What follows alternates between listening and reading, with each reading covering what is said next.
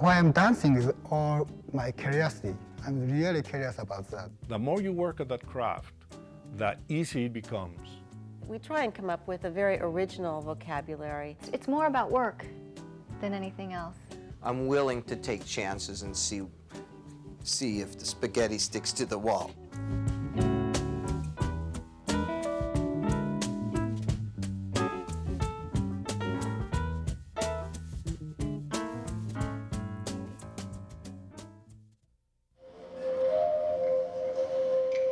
I think there is a real truth with the physicality between body and environment.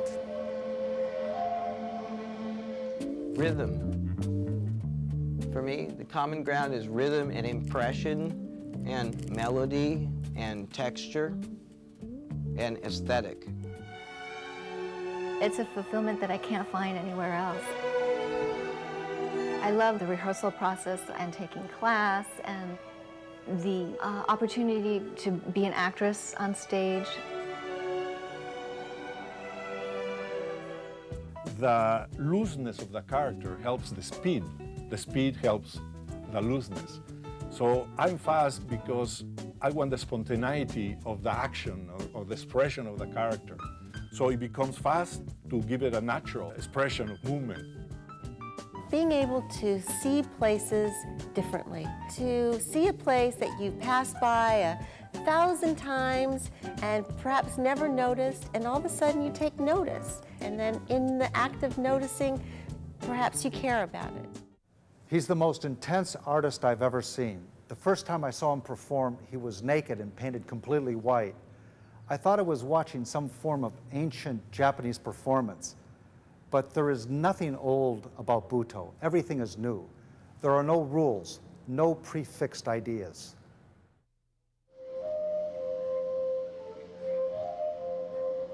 Why I'm dancing is all my curiosity. I'm really curious about that. That's why I'm continuing dance. I love, but it is really hard work.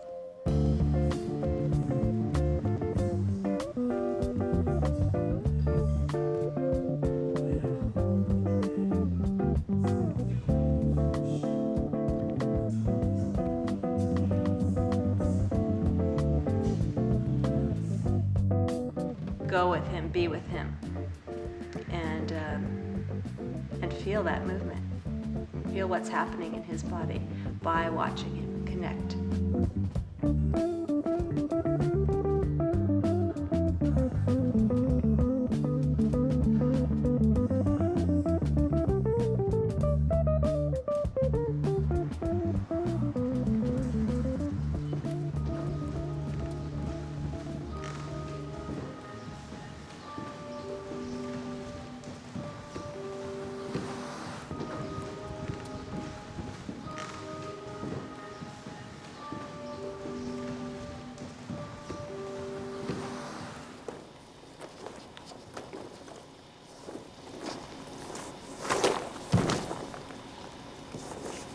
Butoh is definitely dance.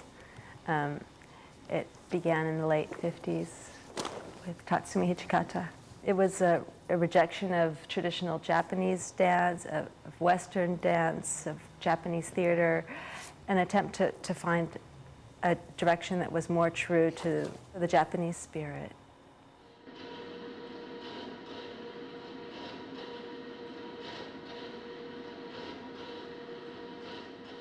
For me, there's an immediacy in Oguri's work.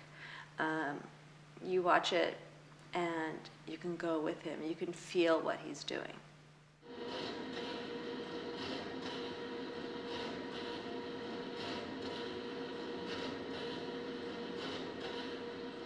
I start with my curiosity, why I have to present for public. But if I lost as a public, I lose my environment. There's no reason to really continue dance.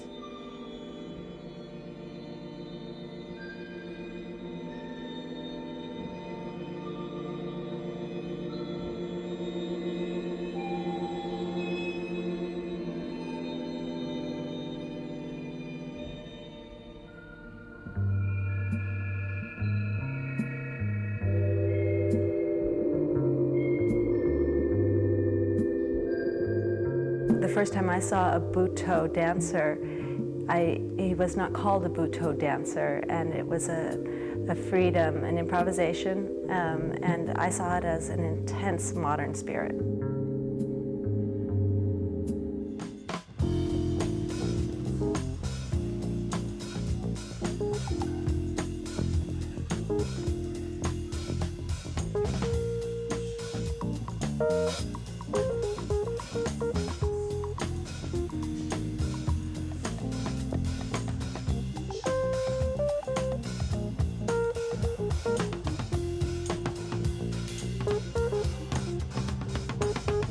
I think that we try to dispense with training. A lot of people come to the class that have had no training. They come from all over. But then there are dancers that come to the class, and dancers will tend to go into what they know, some kind of training, some kind of rules for support, and that has to be forgotten.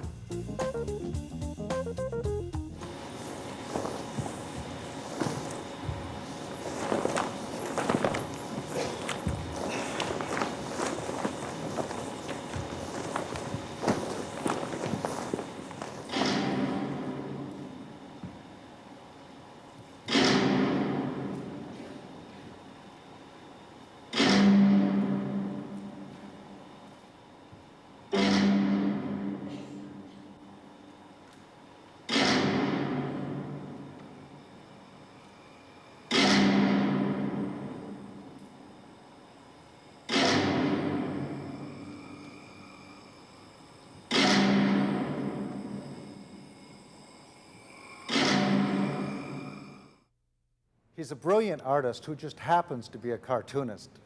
He's considered by many the most prolific cartoonist in the world, and he's certainly the fastest. The ideas for a cartoonist, they come from the same place that the music comes to a musician, like the poetry comes to a poet. We sit there all day long thinking and all day long drawing. I like to draw silly. I like to draw direct so people can identify with a very comedic reaction of a very serious problem. You work, you develop this understanding of something that you want to do all your life. And slowly you develop your own style. And suddenly the ideas are there. I don't use this term lightly, but I think that Sergio is a genius. I mean, he's a complete genius. And I've known a lot of artists and writers and filmmakers in my life, but this guy is he's like a Picasso kind of genius, in the sense that he's so prolific. I mean, it just doesn't stop. He's got a gazillion ideas. He's on all the time. It's coming out of him all the time. He never is blocked. His hair never hurts. You know, he's always just creating. The looseness of the character helps the speed. The speed helps the looseness. So I'm fast because I want the spontaneity of the action or the expression of the character. So it becomes fast to give it a natural expression of movement. I never draw when I'm thinking. I write them. So when I come to the point of draw them, it's more spontaneous, it's more real. I haven't drawn it before, so it's the first time I draw it, it's the first time I draw it. That they are trees, invisible trees with ideas hanging up, you know, and musicians see the music hanging up, and the poets see the poems hanging up, and cartoonists, we see the cartoons hanging up, so we just pick them up. But it is that, they are there, floating on the air, and it becomes a craft. The more you work at that craft, the easier it becomes to encounter those ideas. Because everything is an idea. Everything is an idea for a musical. Everything is an idea for a poem. The only thing you have to know is have the craft and the practice to see it and use it to your advantage. I work, sounds crazy, but I work 14 hours a day. But it's not really 14 hours a day because half a day is thinking. So I go home, I sit by the pool in my bathing suit with a pad of work, and I sit there for a few hours just thinking. But that's work. I'm thinking the ideas, but very comfortable way to work. And that drawing itself, it's very tiring. It's your hands get tired, your eyes get tired. So I put 6 or 8 hours of the drawing part. But the other rest, well, when I'm with my family or when I'm driving or when I'm resting, I'm always thinking jokes. His approach to art and his work generally is that it all starts with the idea, with the thinking aspect of it. You know, the gag. It isn't just facility, it's always about an idea. And then the drawing follows that. So the drawing is never meaningless, it's never arbitrary, it's always in the service of an idea. I would say almost all the cartoonists are cartoonists since they are very young kids. They are born cartoonists. They go to the same problems all of us go. All our lives are very parallel. So we become very good friends, and it's not that many cartoonists, because there's not a cartooning school. But to be a cartoonist, you choose that career and you work at it until you make a living out of it.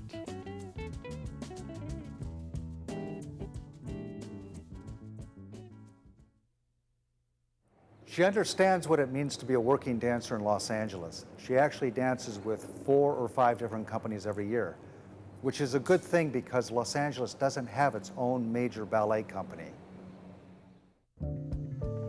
Not everybody gets to do their dream. Not everybody gets to fulfill their dream. You know, this is something that I thought I wanted to do at the age of 7. You know, and how many people actually get to do what they wanted to do when they were 7? Something that I love to do.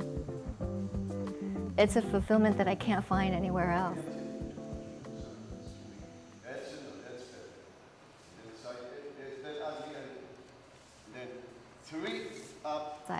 I love the rehearsal process and taking class and the opportunity to be an actress on stage. At school training, I think I thought it was a lot more glamorous than it was. Perhaps, you know, along the lines of being a movie star or an actress, but it's a lot more work, which you quickly begin to realize. You know, once you join a company, you quickly begin to realize that it's more about work than anything else.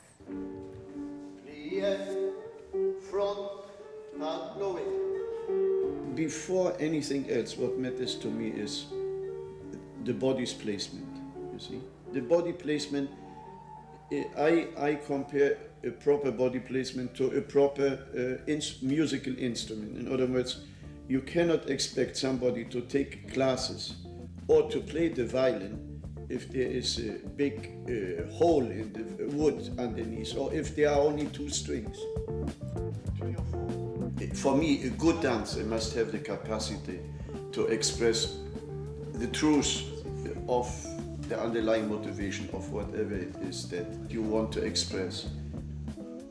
Technique in itself means nothing, but the most basic steps can be motivated by an inner truth.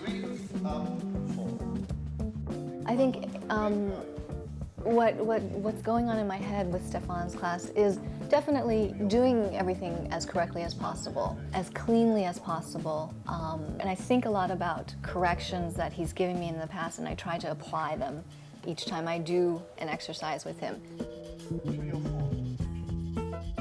I look forward to dancing with different people because you get different kinds of energies. Sometimes you can start feeling a little stale if you stay with one company. And because of the way I have danced, I've been fortunate in that I've been able to dance with a lot of different people. I think that brings more spontaneity to what you're doing. The very first day that she walked in, everything was changed. I knew how I could work with her. Tremendous artistic integrity, self-discipline, technician, artist. She has that control abandon that I seek in all of my dancers, the ability that she gets along with the rest of the company, and the company gets along with her. Beyond all of that, she's a lovely lady, a lovely person to know. Once you get beyond technique, once you have what you're going to have, I mean, Your turns are pretty much what they're going to be. There's another aspect to it. It's a matter of tension in your face. It's a matter of being able to relax while you do things, you know, learning how to not put 100% into everything that you do so that you're looking tense. For me, less is more is what I'm working on right now. I have a very good teacher who's always telling me less is more.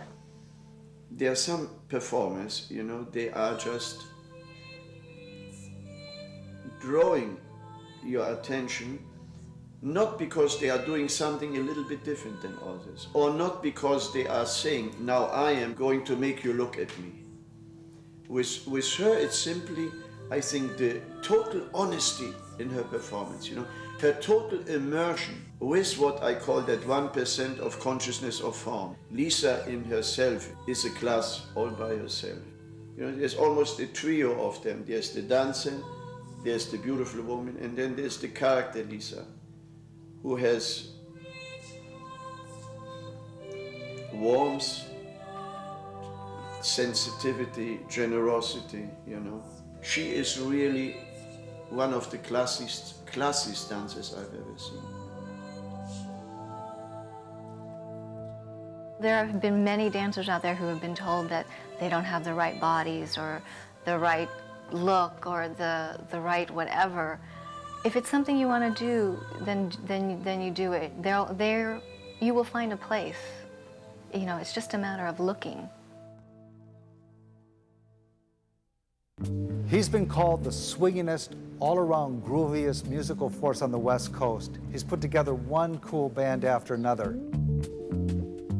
Rhythm. For me, the common ground is rhythm and impression and melody and texture and aesthetic. You know, if you want to work as a musician and you don't have that kind of a job, you have to create your own situations. Every day is a creative day, whether it's just playing and looking at our music here or it's working on a film assignment, but it's all on a creative thing for me. It's not a task, it's not a pain in the butt, it's not a job. It's just what I do.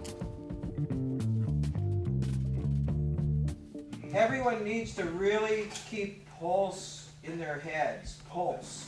Because otherwise the tendency of these phrasings is that it's going to feel like it's being dragged back unless we really feel that pulse and put the shit right on top. You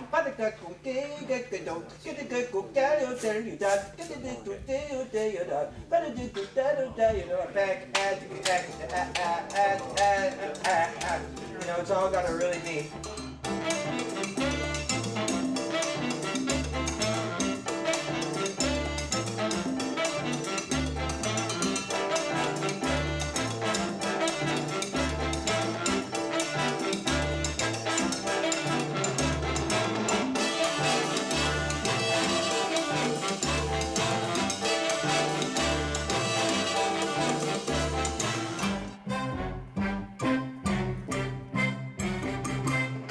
Cowbell.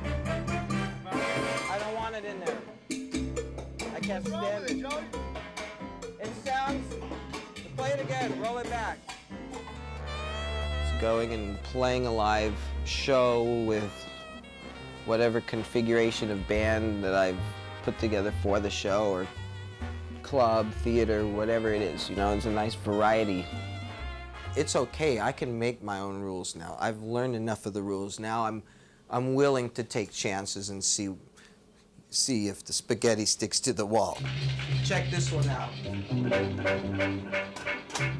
One night I was sitting here, as I usually do, listening to music and reading books and things, and it occurred to me that I have several sources of sound here. I have 2 turntables in this system and a cassette deck and a CD deck, and I thought, well, with all the different interesting sound effects records I've accumulated over the years, and I could make sound design montage happen against dub reggae playing in the background.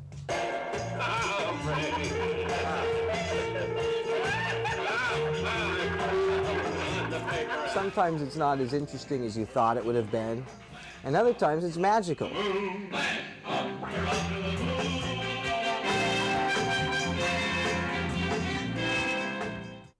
It's what keeps me working all the time and consistently, because you can't just sit around waiting for a gig if you're in one band exclusively, unless you're playing in that band 6 nights a week. You know, if you want to work as a musician and you don't have that kind of a job, you have to create your own situations.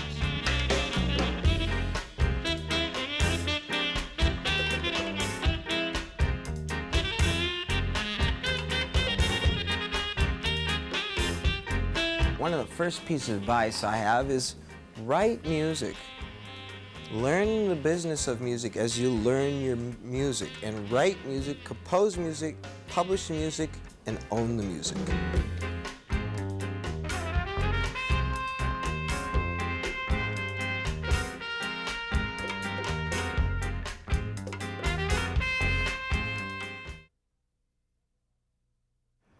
She doesn't like to do her work in the usual locations like theaters or studios. She prefers places like laundromats, water fountains, and prisons.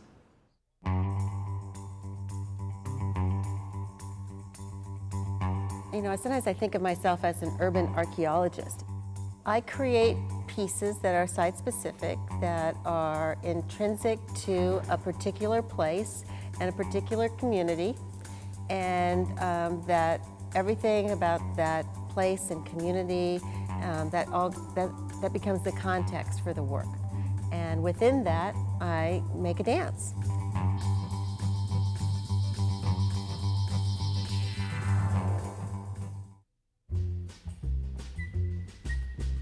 The laundromat is the original watering hole where, you know, women would come to gather and do their wash. And so it's sort of an extension of that.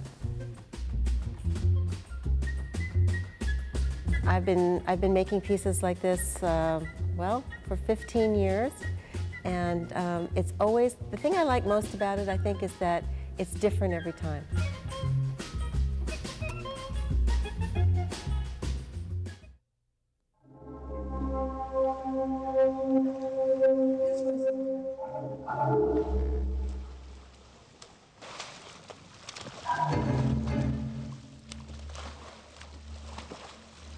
Well, Liquid Assets started as a commission from Grand Performances at Cal Plaza. It's surrounded by office buildings, so the office workers could watch this art in the making.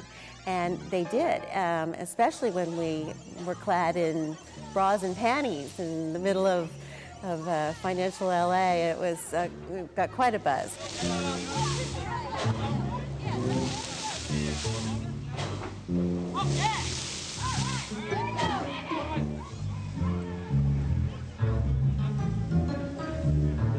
Is most definitely a collaborative effort between myself and the performers. And as a matter of fact, every piece is really based on the people that are in it.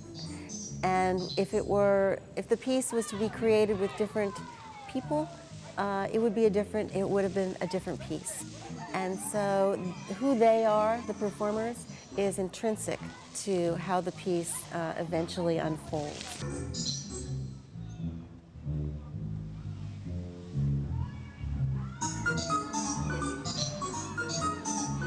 We really don't talk about steps per se. We talk about intention and feeling, and we try and come up with a very original vocabulary that's based on the ideas of the work and not necessarily on a codified system. It's more idiosyncratic than that.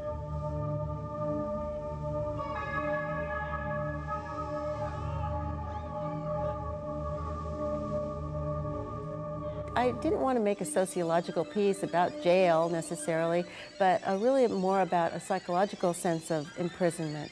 So it has, as most of my pieces do, domestic situation, relationship, imprisonment, all kinds of societal imprisonments. There was one part in the jail where it was solitary confinement cells. So it was very interactive with the audience. They really became prisoners and inmates in this particular piece, and were treated as such.